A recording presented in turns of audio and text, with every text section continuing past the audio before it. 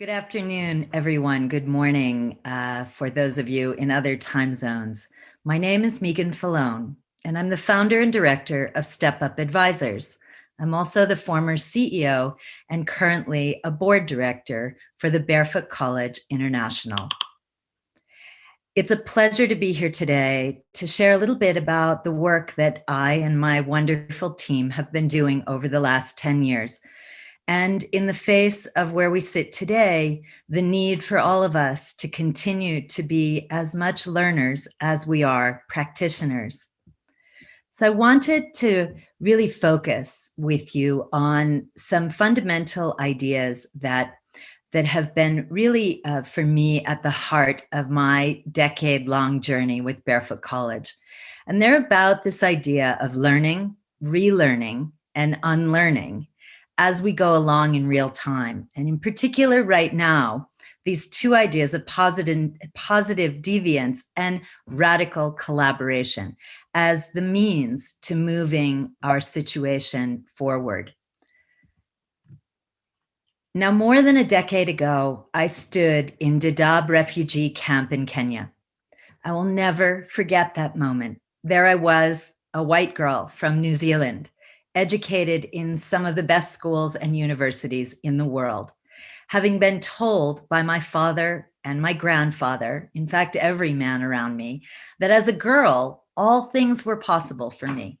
If I got a good education and I worked hard, no barriers would exist for me, and that I could surmount anything.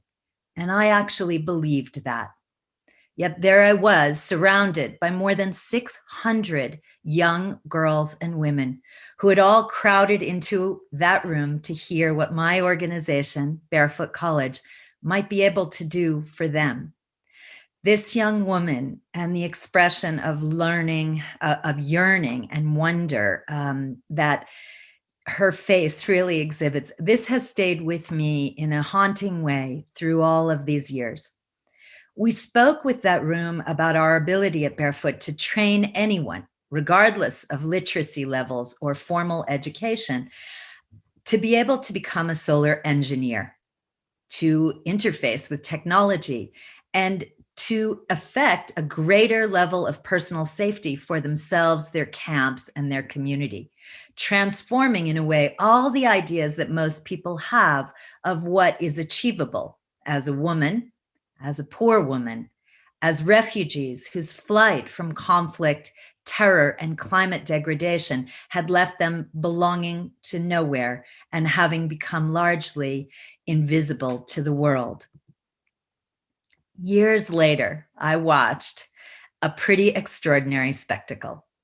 The reality of what happens when education and learning create agency and transfer power. The force of taking on systems and changing those systems and approaching systems with different ideas of partnership.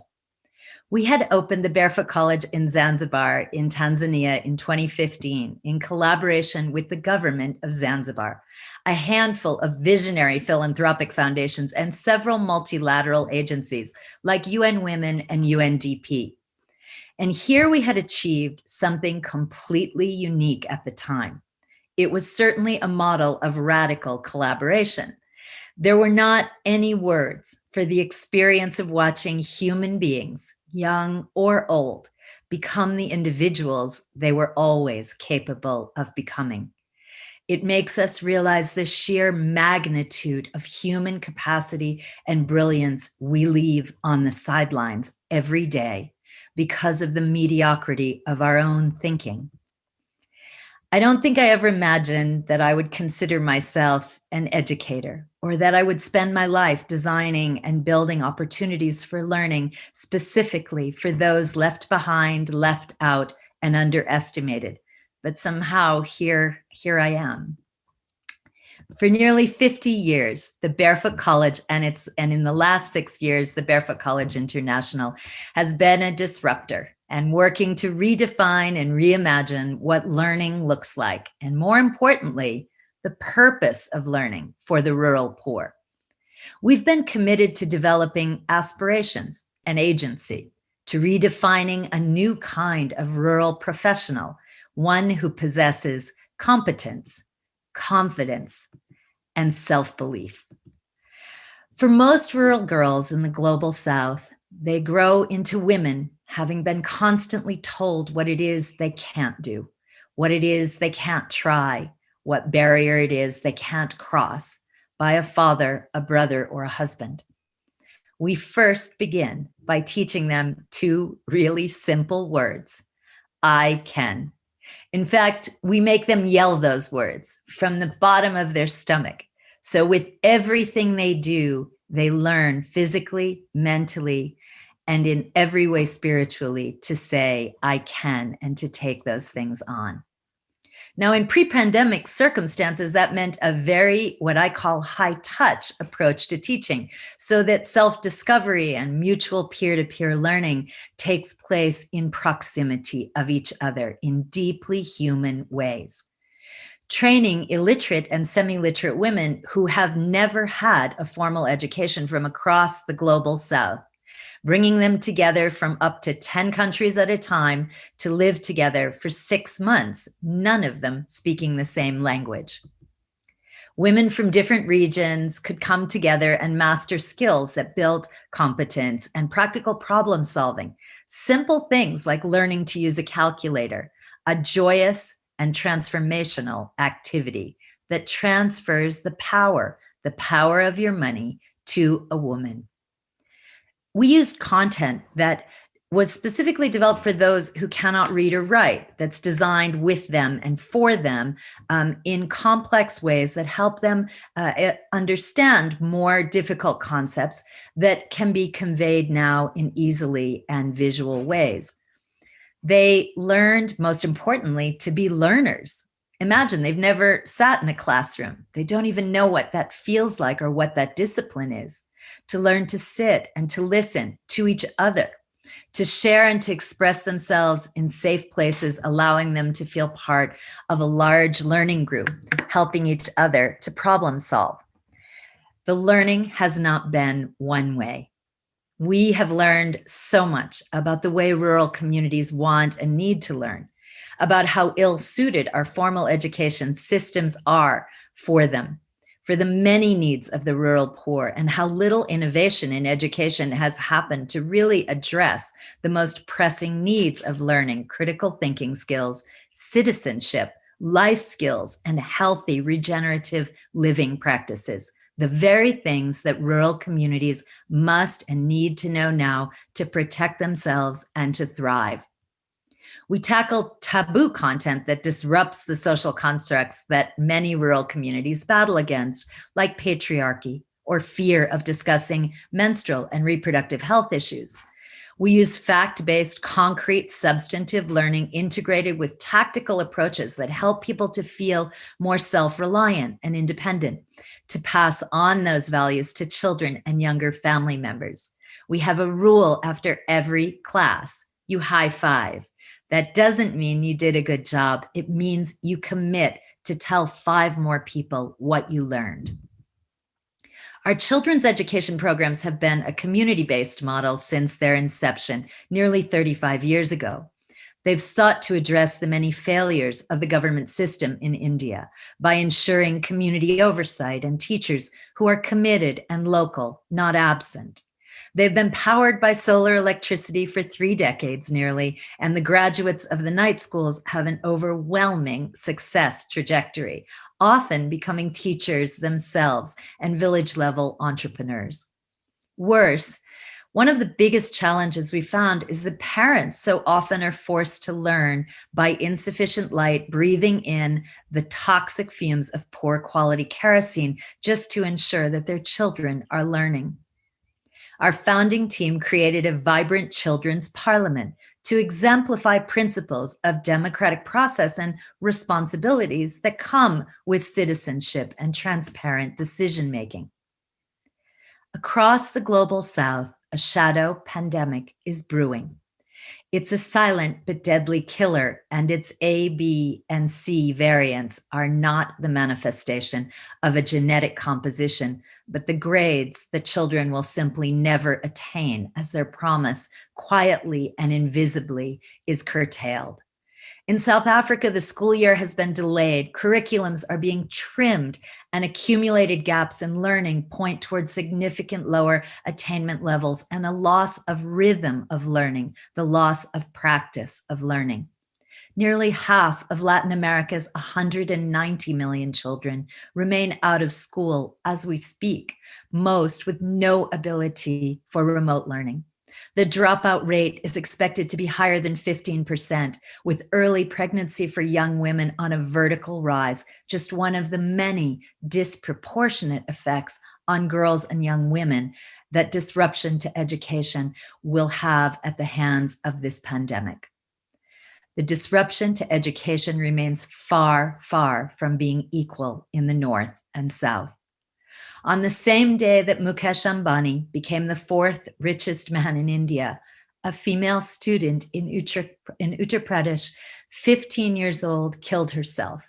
Her daily wage earning parents were unable to buy her a computer to enable her to access her virtual classes. The learning trajectory for everything from medical students to basic vocational training continued to be disrupted. Racialized, gendered, casteist, classed, rural, and disabled students have suffered certainly the most in the global South. Inequality has climbed back to levels last seen in colonial times. There are no simple solutions, no silver bullets. The future of education is a complex challenge, and it will take a complex solution to address that in the global South and to get back the gains that we have certainly lost. Governments are without resources and already drained by trying to meet basic healthcare needs. Investment and tourism in many countries has utterly evaporated. Now, this may sound a bit bleak, but to my mind, as a disruptor, it's an unbelievable opportunity. An opportunity to deviate from the norm, to innovate and to accelerate much of what we've begun before the pandemic, but now with a different velocity. This is a picture of Hillel the Elder. Hillel the Elder was born in 110 BC, a Jewish religious leader, sage, and scholar who helped develop the Talmud, the centerpiece book of Jewish cultural life. He was popularly known as the author of the Ethic of Reciprocity, or what we all know today as the Golden Rule. Don't do to another what you would not have done to yourself. It's the Western sort of version of what we call in India karmic retribution. And he is also the man responsible for the quote, "If not now, when?" Now, Hillel the Elder faced many difficulties and challenges along his life and his journey.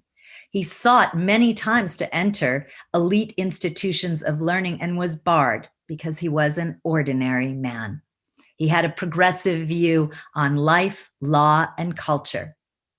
Now, Hillel succeeded to champion many reforms over his lifetime, one of which, a new law in Babylon, ensured the debts of the poor were not carried, but settled in a current year, thereby protecting both creditor against loss of his property and the needy against being refused the loan of money for fear of loss, forcing the institutions that gained from an inequitable system to shift and change in what he referred to as a move to, quote, repair the world. Hillel understood something fundamental, that one cannot treat just the parts, but one must take on changing the system end to end. Change, meaningful mindset shift, never comes without conflict. Old ways ceding to new ideas is always a painful process fraught with fiction and non-believers. This is the lesson I learned profoundly running a social innovation organization that works today across more than 90 countries and thousands of rural communities, seeking to change social normative behavior in more positive directions. Now, positive deviance is not a new idea, but I would argue its time has really come. And it's never been more of an imperative to approach our current educational challenges with this kind of mindset. We need to create a new value proposition for learning. We need to move from one teaching some to some teaching some and arrive at an ecosystem that allows many to teach many. This means we must need to think about power and the constructs of power that surround learning. The power systems that create access challenges, the power bureaucracies that embed institutional ideas about what the purpose of education must or should be, disjointed from what the real needs of human beings are. To challenge fixed ideas and show active new models that work, and then put the partnerships behind those that allow for scale. So what does it take to do that practically? It sounds like the right thing, but how does that really happen? Well, I think that we're talking about systems change, and that means each part of the system must be involved and respected. Government, private sector, multilateral organizations, philanthropy, and most importantly, communities and people. No change will be sustainable without this kind of dynamic partnership model that, again, are making new ways of working possible. Now, digital technology has given us some pretty incredible opportunities. It's also created some pretty huge challenges. But COVID gave us a really amazing opportunity to learn about how we could put technology in the hands of the rural poor for good. So we began by creating educational content that could be delivered in audio and audiovisual pathways through either simple mobile phones or more complex smartphones. In fact, we realized that this content was able to go viral. In less than 1 month, with the first round of videos, we were able to connect with nearly 3 million people. We surveyed every family in our night school model to ask which families had a smartphone. For every family that didn't have a smartphone, we provided one. We understood that if a family had just one smartphone, we were able to make entry. So one smartphone creates an opportunity to develop family-driven content, and we pushed each day new content to remote and rural communities and the children in all those households who were locked down. This sounds like a simple idea, was not so simple. What we realized pretty quickly was that it was the parents messaging us asking when the content would arrive. We suddenly understood parents were as thirsty to learn as their children. We had leveraged a solar projector that we developed with Apple, using a simple Apple TV and a projector on the top powered by a solar panel that takes 4 hours to charge and then runs for nearly 5 hours. This allows content to be pushed with one Apple iPad directly to remote communities, and for us to be able to then bring the world into those communities. We trained our teachers at community level to deliver content in keeping with the constraints needed instead of simply canceling all classes. When rural and poor children are not at school, they will most likely be forced to do menial labor or household chores. Worse, when parents are ill and blocked from being able to go to work, they are sending their children in their place to not lose the daily wage earnings. Technology allowed us to keep children engaged and learning. Establishing ways for children and families who've never had access to technology to see technology as a window to learning and not simply an entertainment vehicle was a really significant step forward. To actually design with and for the rural poor, with and for children, in ways that allow children to create their own content and feed that back into the cloud. These are the kinds of steps forward we feel we've made in this period of opportunity. To share the power of creation and the ownership of models back into communities. But one of the most vibrant indicators of the success we've had in the pandemic with our education models is the engagement between parents in the developing world and their children. parents reading with their children, doing lessons together, and in turn, learning together. We see this as one of the most brilliant upsides that's happened in this period. The concepts of positive deviance and creating radically different kinds of partnerships that enable scale at larger levels and dissemination of new models that include all stakeholders are really what we see we now need to accelerate. Why? Because they allow the vehicle of education to create heroes with aspirations, to create leaders who will drive change from the bottom up. Personally, as I work with one of the most incredible teams of young people around the world, I realize that they are looking at me, at us, to show the kind of leadership that we can and must exhibit. We have prepared them for a world that didn't have a pandemic. Have we really prepared them to pass power to them? Are we preparing them to lead in a world exponentially more complex than the one we faced at the same age? And can we do that even when the circumstances around them for learning are not perfect and don't have all the bells and whistles? A world that is under threat environmentally, health-wise, culturally, economic. I ask myself every day if the systems we've created for learning are fit for that purpose. And I see they are largely not. They need disruption, and they need us to collaborate in ways we've never even imagined doing before.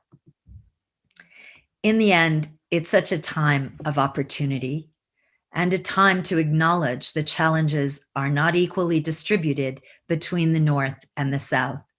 And if we are prepared to challenge the mediocrity of our own thinking, then I believe we do have a route to move forward to a better system of education, more suited, more tailored, and more custom designed for the needs of learners across the world. So I leave you with a small video of the work we've done at Barefoot College. And then I'm going to open it up to questions, which I can see there are many, and comments. And I'd love to have a conversation and to learn from you about what kinds of things you've been doing in this period that maybe we can learn from. We are on a mission to cultivate global equity by increasing economic mobility. Our focus is on providing vocational and educational opportunities to women and girls from the most marginalized communities around the world. We seek to ensure that every girl and woman has the skills and knowledge she needs to be a catalyst for change to make rural communities self-sufficient and sustainable.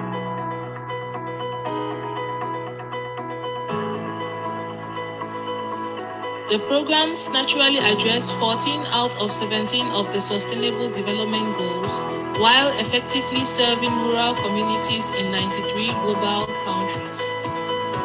They align people and planet in harmony for scalable, lasting system change solutions. Knowledge provides resiliency and self-management for rural communities. From solar engineering and women's health to digital literacy and beekeeping, our educational programs offer unique learning opportunities.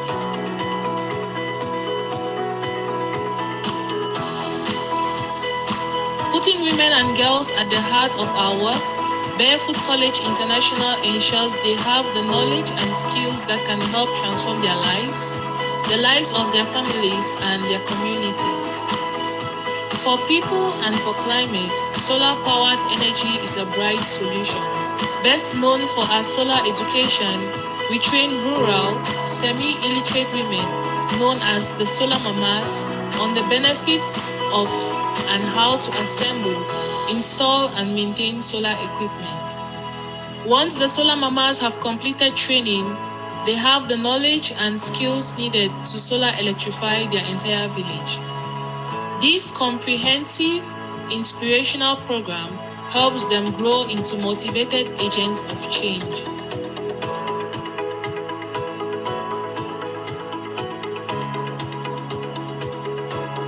In addition, Every Solar Mama completes the Barefoot Enriched training designed to increase self-awareness, aspirations, and confidence. It combines the teaching and application of livelihood skills with entrepreneurial efficacy. It teaches women about their rights, their bodies, digital literacy, and business and savings acumen. Enrich enables women to become beekeepers, merchants, agribusiness owners, and even better engineers.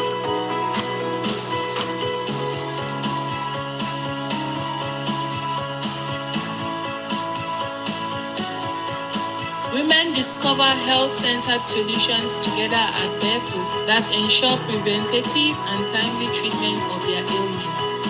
Hygiene, food and nutrition, family planning, reproductive health, disease control, and antenatal care are all learned and discussed freely among one another.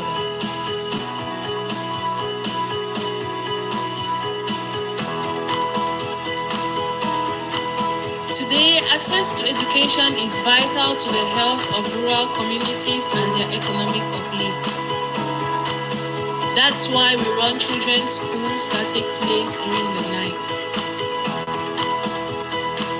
This is done so that children who must work during the day are able to continue their studies.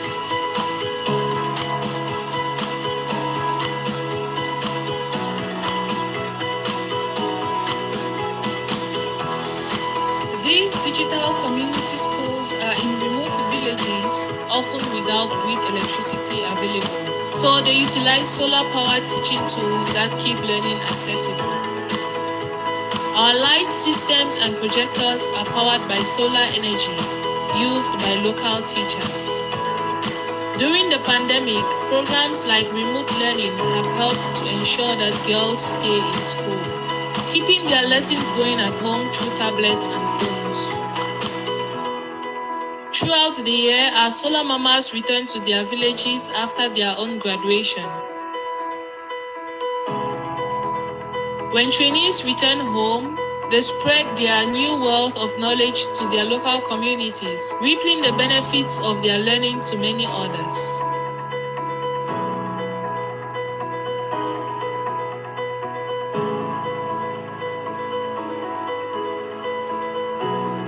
Women like me return ready to use their new skills to benefit their own communities and foster eco-minded solutions-based approaches. My name is Eno Epe Akomeri and I am a Solar Mama. Together with Barefoot College International, we are acting for the health and well-being of people and the planet.